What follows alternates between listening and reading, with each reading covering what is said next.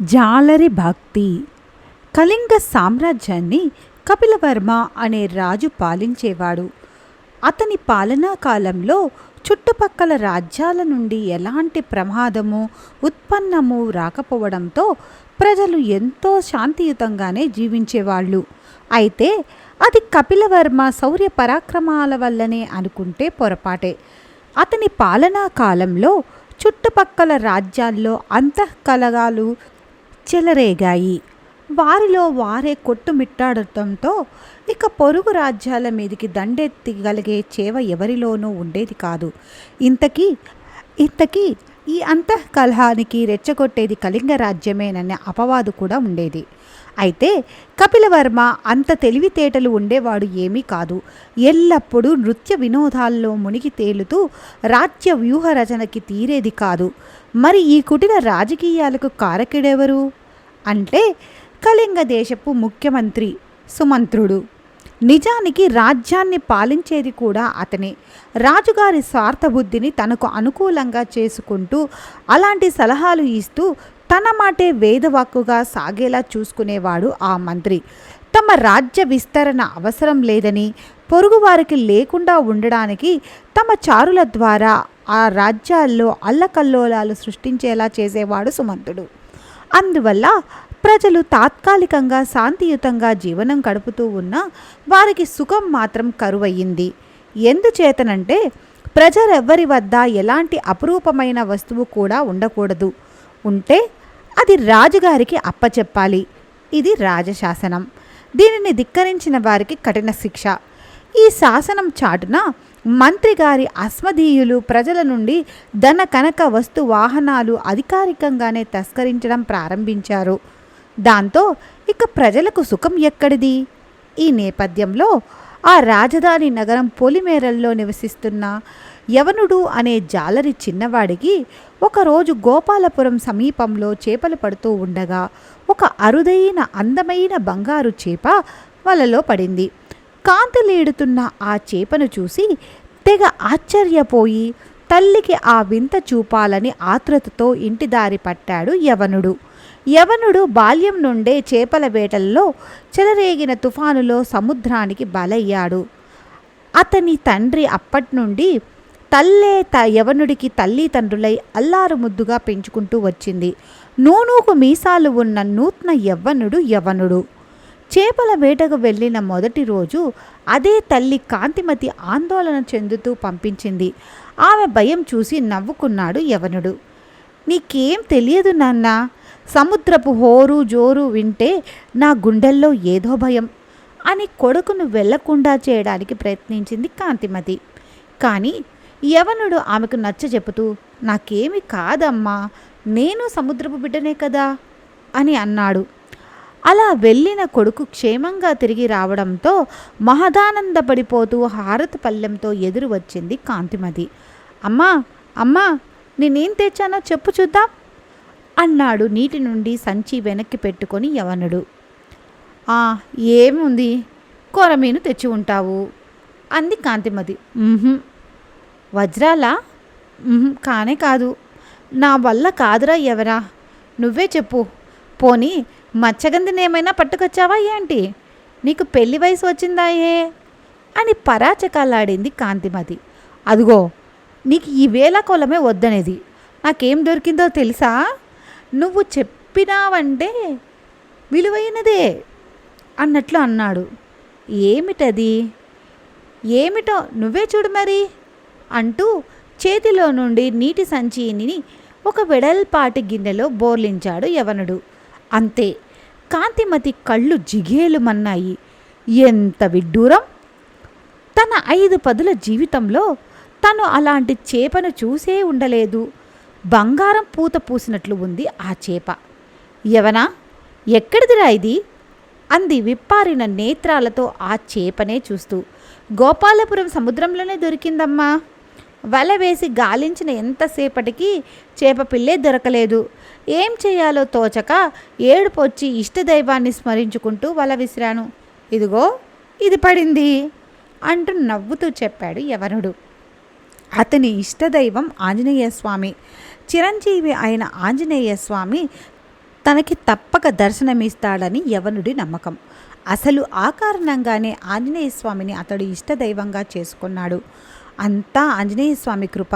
దాన్ని జాగ్రత్తగా తొట్టిలో వేసి ఉంచు అంది కాంతిమతి. ఊహు, లేదమ్మా, దీని రాజుగారికి కానుకగా ఇస్తా అన్నాడు. ఉలిక్కి పడింది కాంతిమతి. వద్దురా నాయనా, వద్దు. కోరి కోరి కొరివితో తలగొక్కున్నట్టే అవుతుందిరా. రాజుగారి సంగతి నీకు తెలియంది కాదు కదా అంది భయపడుతూ. ఊహు, లేదమ్మా, రాజుగారు నాకు తప్పక బహుమతి ఇస్తారు. ఆయన ఇలాంటిది చూసే ఉండరు, కాబట్టి తప్పక ఆయన నన్ను మెచ్చుకుంటారు. అదిగాక ఎలాంటి విలువైన వస్తువు దొరికినా అది రాజుగారికి అప్పగించాలి అన్న చట్టం ఉంది కదా అన్నాడు. రాజు నిన్ను మెచ్చుకుంటాడు అన్న నమ్మకం నాకు లేదు నాయనా. అయినా దీని గురించి నువ్వు ఎవరికైనా చెప్పావా అడిగింది కాంతిమతి. లేదమ్మా, మొదట నీకే చెప్పాలని దొరికిన వెంటనే పరిగెత్తుకుంటూ వచ్చాను. మంచి పని చేశావు నాయనా. దీన్ని వెంటనే తీసుకెళ్ళి సముద్రంలో వదిలిపెట్టిరారా అంది ఆమె. తను మొదటిసారి చేపల వేటకి వెళ్ళాడు. ఆ మొదటి రోజే ఇలాంటి అపురూపమైన చేప దొరికింది. అలాంటిది దాన్ని తిరిగి సముద్రపాలం చేయడానికి యవనుడికి మనస్సు అంగీకరించలేదు. లేదమ్మా, ఇది రాజుగారికి చెందాలి. దీనిని ఆయనకి సమర్పించి కానుకలతో వస్తాను చూడు అంటూ తల్లి ఎంత వారించినా వినకుండా బయలుదేరాడు యవనుడు. భగవంతుడా, ఆ ఆంజనేయ స్వామి విని కాపాడాలి అంది చేసేది లేక కాంతిమతి. అలా ఇంటి నుండి బయలుదేరిన యవనుడు రాజప్రసాదాన్ని చేరుకున్నాడు. అది రాజు కొలువి తీరి ఉన్న సమయం కాబట్టి వాడికి రాజప్రసాదంలోనికి ప్రవేశం ఏమీ అంత కష్టం కాలేదు. ఆ సమయంలో సాధారణంగా పని పాట లేని ప్రజానికం అక్కడ చేరి రాజు మంత్రి చెప్పే సుభాషితాలు వింటూ ఉన్నారు. అవి ఎదుటి వాళ్ళు పాటించడానికే కానీ తమకు కాదని వాళ్ళిద్దరి అభిప్రాయం. సరిగ్గా ఆ సమయంలోనే ప్రవేశించాడు యవనుడు సభా ప్రాంగణంలోకి. అది తిన్నగా రాజు దృష్టిని ఆకట్టుకోవాలని ముందుకు దూసుకువెళ్ళి నిలబడ్డాడు. అది గమనించిన కపిలవర్మ నీతి వాక్యాలు ఆపి యవనుణ్ణి ముందుకు రమ్మన్నట్లు సైగ చేశాడు. యవనుడు ప్రభువుకు తల వంచి ప్రణామం చేసి తనను తాను పరిచయం చేసుకొని తన వద్ద ఉన్న అపురూపమైన చేపను చెప్పాడు. ఏది ఏది ఆ అపురూపమైన చేప? అపురూపమైనదేనా? సరే సరే, అయితే మాకే చెందాలి, తెలుసు కదా. ఏది ఆ బంగారు చేప? నా బంగారు చేప అని నాట్యపు చిందులు వేశాడు కపిలవర్మ. తమకి సమర్పించుకుందామనే తీసుకువచ్చాను ప్రభో అంటూ ఆ బంగారు చేపని చిన్న నీటి తొట్టి నుండి రాజుగారి ముందుకు వచ్చాడు యవనుడు. ఆ చేపను చూసి విస్మయం చెంది గుమికూడి ఉన్న ప్రజా మంత్రి సుమంతుడు కళ్ళు పెద్దవి చేసి చూశారు. ఇక రాజు సంగతైతే సరే సరే, చెప్పనక్కర్లేదు. ఆనందంతో సింహాసనంపై నుండి ఎగిరి గంతు వేస్తూ ఆ చేపను చేతిలో పట్టుకొని ఆహాహా, అద్భుతం, మహా అద్భుతం అంటూ అరిచాడు కపిలవర్మ. యవనుడు సంతృప్తిగా తనకు దక్కపోయే సంభావారాల గురించి ఎదురు చూస్తూ ఉన్నాడు. సుమంత, ఇలాంటి చేపను ఎక్కడైనా చూసావా? లేదు ప్రభో, లేదు అన్నాడు సుమంతుడు. ఆ చేపని ఎప్పుడెప్పుడు కాచేద్దామా అని చూస్తున్న వాడిలా ముఖం పెడుతూ. ఏ రాజ్యంలో అయినా ఉన్నట్లు విన్నావా అడిగాడు కపిలవర్మ. లేదు ప్రభు. అయితే మన వద్దే ఉందన్నమాట ఇలాంటిది ప్రభు అంటూ నసిగాడు యవనుడు. నీకేం కావాలో కోరుకో అన్నాడు మహారాజు. ఉలిక్కి పడ్డాడు మంత్రి. అంతకంటే ఆశ్చర్యపోయారు ప్రజలు. రాజుగారేమిటి, నీకు ఏమి కావాలో కోరుకో అనడమేమిటి అని. కపిలవర్మ చాలా అరుదుగా అలాంటి బుద్ధి పడుతూ ఉన్నటువంటి కోరికలు ఇద్దామనుకుంటాడు. అయితే అది ఒకసారి దాదాపు కొంప ముంచేంత పని చేసిందని మంత్రికి తెలుసు. పని పాట లేకుండా కొలువుకు వచ్చే ప్రజానికానికి తెలుసు. ఒక్కసారి పొరుగు దేశం నుండి వచ్చిన ఒక నాట్యరాణి నృత్యానికి అందానికి ముగ్ధుడై ఇలాగే కపిలవర్మ ఏం కావాలో కోరుకో అన్నాడు. అంతే. ఆ నర్తకీమణి మీరు నాట్యం చేస్తే చూడాలని ఉంది మహారాజా అని అంది. దాంతో కపిలవర్మ ముసిముసి నవ్వులు నవ్వుతూ నాట్యం చేశాడు. చూడండి, అది చూసిన జనం మంత్రితో సహా వారం రోజులు తలపోటు, భయం, జ్వరం.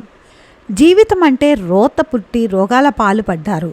అంతకంటే ఆమె సింహాసనం కోరినా బాగుండేది అని ప్రజలు భావించారు. ఆ సంగతి గుర్తుకు వచ్చి మంత్రి కంగారుగా, మహారాజా మహారాజా, ఈ బంగారు చేప మీకు నచ్చి ఉండవచ్చు కాక, కానీ అంత మాత్రాన నీకేం కావాలో కోరుకో వంటి అతి పెద్ద పదజాలం ఆ అర్భకుడిపైన ప్రయోగించడం సబబు కాదు అన్నాడు. అయితే అతనికి కానుకలిచ్చి పంపించండి అన్నాడు కపిలవర్మ బంగారు చేపను చూసుకొని మురిసిపోతూ. యవనుడు ఆశగా కోశాధికారి వైపు చూశాడు. కోశాధికారి ఏంటి అన్నట్లు మంత్రి వైపు చూశాడు. యవనుడి దృష్టి కూడా సుమంతుడి వైపు దొరికింది. సుమంతుడు కుటిల బుద్ధివాడు అయ్యే ఒక పట్టాన ఇవ్వడానికి అతని మనసు అంగీకరిస్తుందా? అందుకే ఒక చిన్న తిరకాసు పెట్టాడు. మహారాజా, మీ వద్ద ఇప్పుడు ఒకే ఒక బంగారు చేప ఉంది కదా అన్నాడు. అవునవును, నా వద్ద ఏమిటి? ఈ భూప్రపంచంలోనే ఇది ఒక్కటే బంగారు చేప. నాకు చాలా గర్వంగా ఉంది అన్నాడు కపిలవర్మ. మీరనుకున్నట్లు బాగానే ఉంది, నాకు అలాగే అనిపించడం లేదు. మరికొన్ని ఉంటాయేమో అని అనిపిస్తుంది. కనీసం మరొక్కటైనా ఇలాంటిది ఉండి తీరాలి, అది మనకే దక్కాలి అని ఆపాడు సుమంతుడు. మనకా అన్నాడు రాజు భృగి ముడిచి. అదే ప్రభు, మనకే అంటే తమకి అని అర్థం. ఎంచేతనంటే ఏ జీవి అయినా తోడు ఉంటేనే కదా జీవించగలిగేది. అంచేత దీనికి తోడు ఉండడానికి ఇలాంటిదే మరొక బంగారు చేప కావాలి. అయితే వెంటనే మన ఆస్థాన జాలర్లని పంపించి సముద్రమంతా గాలించండి. ఎవరక్కడా అర్చాడు కపిలవర్మ జాలర్లని పిలిపించమడానికి. అంతా అక్కడే ఉన్నారు ప్రభు, కానీ అన్నాడు మంత్రి. చెప్పండి, ఏమిటి మీ సంశయం? కపిలవర్మ అధికారికంగా అడిగాడు. లేదు ప్రభు, లేదు. మన జాలర్ల కన్నా ఆ పని ఈ యవనుడు చేస్తేనే మేలు అనిపిస్తుంది. మొదటి చేప ఇతనికే దొరికింది కాబట్టి ఆ రెండో బంగారు చేప కూడా సంపాదించాలి. అప్పుడు మనం ఎవరి నుండి సంతృప్తి పరిస్తే బాగుంటుంది అని నా అభిప్రాయం అన్నాడు సుమంతుడు. కపిలవర్మ ఏ మాత్రమూ ఆలోచించకుండా మంత్రి చెప్పిన మాటలకి తల ఊపుతూ, అవునవును, నిజమే. యవనా, మరో బంగారు చేపను కూడా తీసుకురా, అప్పుడే నీకు ఇనాములిస్తాం, లేకుంటే కారాగార శిక్షే అన్నాడు. ఆ మాటలు విన్న యవనుడు నిరాశ చెంది ఏదో చెప్పబోయాడు. కానీ సుమంతుడు అడ్డుపడి, విన్నావుగా రాజాజ్ఞ, వెళ్ళి మరో బంగారు చేపను కూడా తీసుకురా, లేకుంటే నీకు శిక్ష తప్పదు అన్నాడు. యవనుడు రాజువైపు తిరిగి ఆజ్ఞ మహారాజా అంటూ వెను తిరిగి ఇంటి దారి పట్టాడు. మంత్రి కోశాధికారి వైపు చూశాడు గర్వంగా. అంతవరకు ఊపిరి బిగపట్టి ఉన్న కోశాధికారి హాయిగా ఊపిరి పీల్చుకున్నాడు. ఒకవేళ రాజు ఇమ్మన్నా ఖజానాలో ధనమేది? అంతకుముందు రోజు వరకు వసూలైన పన్నుల మొత్తం మంత్రి అతని బొక్కసాల్లో నింపుకున్నారాయే. ముఖం వేలాడేసుకొని ఇంటికి తిరిగి వచ్చిన కొడుకును చూసి కాంతిమతి కంగారుపడి, ఏరా యవనా, ఏం జరిగింది? రాజుగారు ఏమన్నారా? నేను చెప్పలే, అక్కడికి పోకురా నాయనా, ప్రమాదంలో పడతావు అని. ఏమన్నా విన్నావా నా మాట అని అడిగింది. యవనుడు జరిగిందంతా చెప్పాడు. ఆ మంత్రి తిరకాసు పెట్టి ఉంటే ఈ పాటికి నీ ఒంట్లో కనకరాశులు కురిపించి ఉండేది అన్నాడు యవనుడు అక్కసుగా. పిచ్చివాడా, ఆ మంత్రి ఎంతో ఆ రాజు అంతే. నిజానికి రాజుకు తగ్గ మంత్రి. నీకు కానుకలిమ్మని రాజు చెప్పినా ఒకవేళ మంత్రి దాన్ని అమలుపరిచినా నీకు వారిచ్చేది ఇప్పుడు కొత్తగా నీలాంటి వారి కోసమే ప్రవేశపెట్టిన రాణికాసులే. అంతేగాని వరహాలు కుమ్మరిస్తారు అని అనుకోవడం నీ అమాయకత్వం. అందుకే నేను ముందే చెప్పాను, రాజుగారి వద్దకు వెళ్ళకురా అని. విన్నావు కాదు. ఇంకా నయం, నీకు అపకారం చెయ్యకుండా విడిచిపెట్టారు, అంతే చాలు. అదేమీ కాదులే, అలాంటిది మరొకటి కావాలట, లేకపోతే నాకు కారాగార శిక్ష తప్పదట అన్నాడు యవ్వనుడు విచారంగా. కాంతిమతి నెత్తి నోరు బాదుకుంది. చెప్పిన మాట వినకుండా చేటు తెచ్చుకున్నావు కదరా అంది. ఏం చేస్తాం, రాజాజ్ఞ పాటించాల్సిందేగా అంటూ బయలుదేరాడు యవనుడు. భోంచేసి వెళ్ళరా నాయనా అంది ఆమె. మరో బంగారు చేపతో వచ్చాకే అన్నం నీళ్ళు అన్నాడు యవనుడు పట్టుదలగా. ఆ ఆంజనేయ స్వామే విని కాపాడాలి అని గొనుక్కుంది కాంతిమతి. యవనుడు తిరిగి సముద్రపు బొడ్డుకు వెళ్ళాడు. అక్కడ తన జాలరి వాళ్ళలో పడవ మీద అలా 2 రోజులు గాలించినా వాడికి బంగారు చేప దొరకనే లేదు. చివరికి విసుకెత్తిపోయి అతను సముద్రం మధ్యలో ఉన్న ఒక చిన్న దీవిలో కూర్చొని తన దుస్థితికి చిందిస్తూ తన ఇష్టదైవాన్ని స్మరించాడు. ఆంజనేయ, మానవ ప్రయత్నం చేశాను, ఇక నీవే దిక్కు. నీ భక్తుడిని కారాగారం పాలు చేస్తావో కానుకలు వచ్చేలా చేస్తావో నీదే బాధ్యత. జై బజరంగబలి, జై బజరంగబలి అంటూ వల గిరగిరా తిప్పి సముద్రంలోకి విసిరాడు యవనుడు. మరుక్షణం ఆకాశంలో ఒక మెరుపు మెరిసింది. ఓ ఉల్క రాలి సముద్రంలో పడింది. ఆ మెరుపుకు అతని కళ్ళు మిరుమిట్లు గొలిపాయి. ఒక్క క్షణం వాడికి ప్రపంచమంతా అంధకార బంధురం అయినట్లు అనిపించింది. ఆ ఉల్క పడిన వేగానికి సముద్రంలోని అలలు ఉవ్వెత్తున లేచాయి. వాటి ఎత్తు తాటి చెట్టంతా ఉంది అనుకున్నాడు. ఆ కెరటాలు దీవిని ముంచేస్తాయేమో అన్నట్లు భయపడ్డాడు. అయితే అవి ఎలాంటి సంక్షోభాన్ని కలిగించకుండానే అంతెత్తు లేచిన అలలు సముద్ర గర్భంలోకి కలిసిపోయాయి. యవనుడి ఆశ్చర్యానికి అంతూ బొంతూ లేదు. విషయం ఏమిటంటే అంత అలజడిలోనూ వాడి చేతిలోని వల పట్టు తప్పలేదు. మరి కొన్ని క్షణాల్లో ప్రశాంతత ఆవహించింది ఆ ప్రదేశంలో. యవనుడి వల బరువెక్కినట్లు అనిపించింది. నెమ్మదిగా ఆ వలని ఒడ్డుకు లాగాడు. వలలో పడింది ఒక చేప. అది అతి చిన్న చేపపిల్ల. మరింత బరువుగా ఉందేమో అని క్షణకాలం ఆశ్చర్యపోయాడు. అంతలోనే ఆ బరువు నీటిలో తడిసిన వలది కావచ్చు అని నవ్వుకున్నాడు. కానీ అతని ముఖం మీద నవ్వు క్షణంలో మాయమైంది. ఆ చేప మామూలుగా అన్ని చేపల్లాగే వెండి రంగులో ఉంది. కానీ వాడికి కావలసింది సువర్ణ రంగు చేపాయే. నిరాశగా ఆ చేపని చేతల్లోకి తీసుకొని నీటిల్లోకి విసిరబోయాడు. అంతలోనే అద్భుతం జరిగింది. ఆ చేప రంగు క్రమక్రమంగా బంగారు రంగులోకి మారిపోయింది. ఇప్పుడు వాడి చేతిలో మరో బంగారు చేపపిల్ల.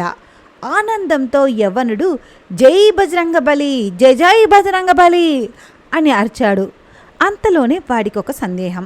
కొంపదీసి ఆ చేపపిల్ల మళ్ళీ మామూలు రంగులో మారిపోతేనో? అలా మారిపోదు కదా.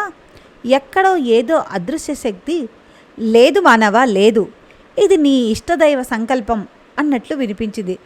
ఆహాహా, ఆంజనేయ ధన్యుణ్ణి, స్వామి ధన్యుణ్ణి అని అనుకున్నాడు యవనుడు.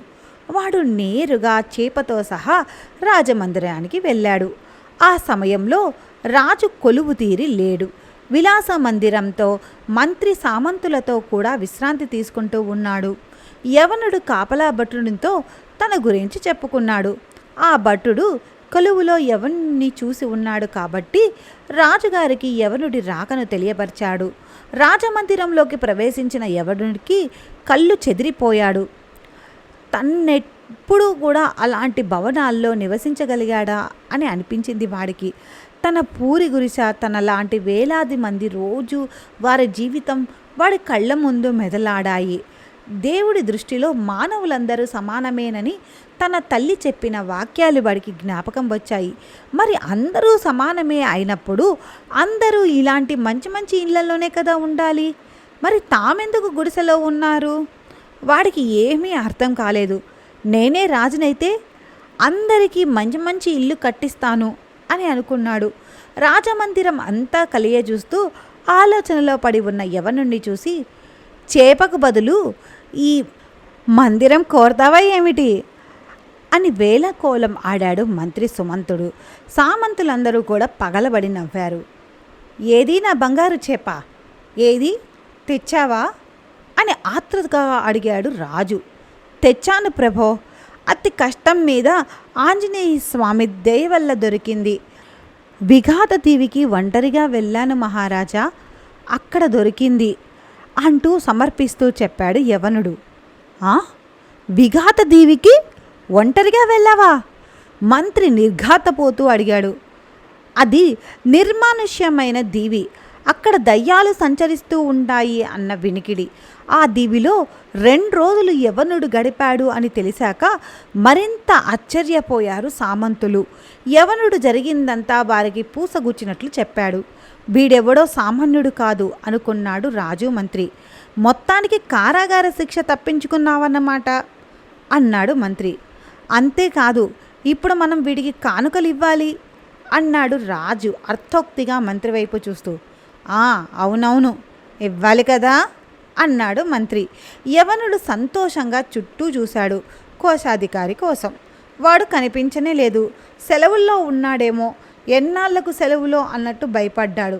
అయితే వాడు భయపడినట్లుగా కోశాధికారి సెలవుల్లో లేడు, కొలువులోనే ఉన్నాడు. కోశాధికారిని పంపించండి అన్నాడు రాజు. ఆగండి మహారాజా, ఆగండి అన్నాడు మహామంత్రి.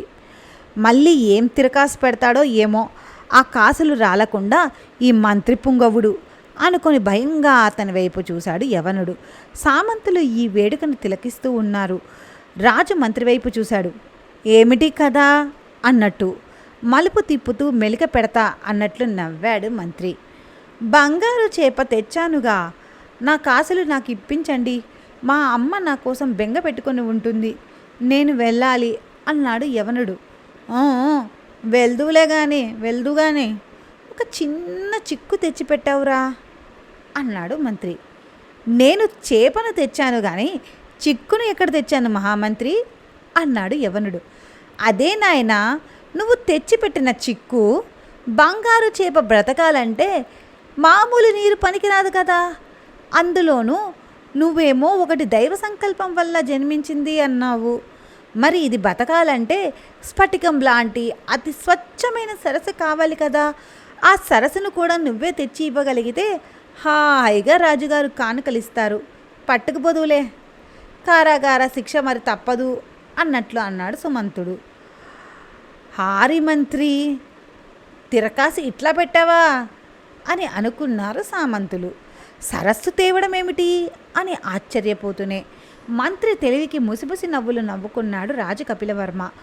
యవనుడు దీనంగా రాజు వైపు చూశాడు.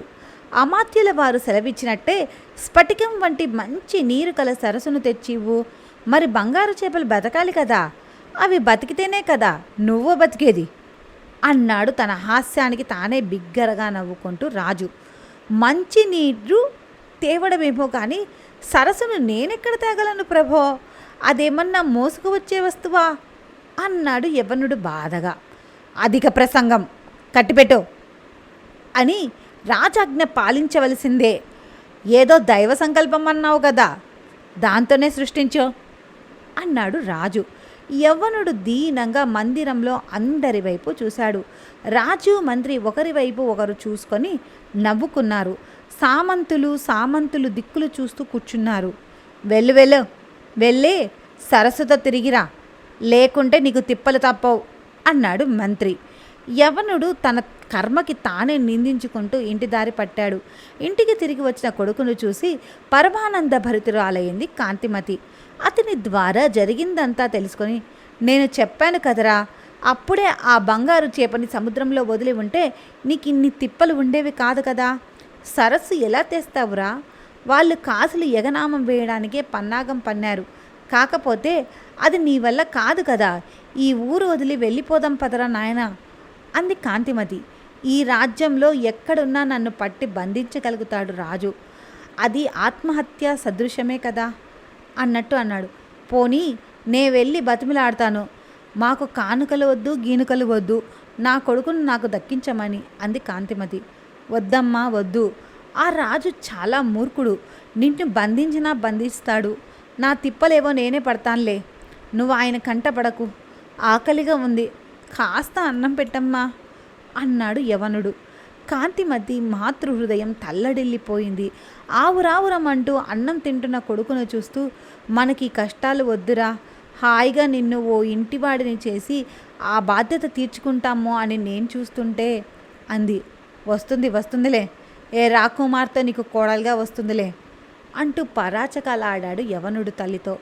ఏమో నీ జాతకం ఎలా ఉందో ఏమో, ఎవరికి తెలుసు గొనుక్కుంటూ అంది కాంతిమతి. అమ్మా, ఆ ఆంజనేయ స్వామి నన్ను ఊరికే పరీక్షిస్తున్నాడో ఏమిటో, ఏదో ఉంటుందిలే అన్నాడు తల్లికి ధైర్యం చెబుతూ. అప్పుడే ప్రయాణం ఏమిటి నాయనా? అనుకున్న కార్యం సాధించేదాకా ఎలాగో నిద్ర పట్టదు. ఆ సరస్సు ఏదో తేవడానికి ప్రయత్నిస్తాను అన్నాడు యవనుడు. అయ్యో, పని అయితే అనుకోవచ్చు కానీ కాని పని గురించి ఏమిట్రా అనుకునేది అంది ఆమె. అమ్మా, నన్ను ఆశీర్వదించి పంపు. మరో మాటకి అవకాశం లేనట్టు నిక్కచ్చిగా చెప్పాడు యవ్వనుడు. ఆ ఆంజనేయ స్వామి నిన్ను తప్పక కాపాడుతాడ్రా నాయనా. క్షేమంగా వెళ్ళి లాభంగా రా అని ఆశీర్వదించింది. దారిలో తినడానికి ఏమైనా దొరుకుతాయో లేవో, ఈ తరవని అన్నం పట్టుకు వెళ్ళరా అని మూట కట్టి ఇచ్చింది. యవనుడు ఆ మూట భుజాన తగిలించుకొని బయలుదేరాడు. ఆ ఆంజనేయ స్వామి వీడిని కాపాడాలి అని మరొకసారి అనుకుంది కాంతిమతి.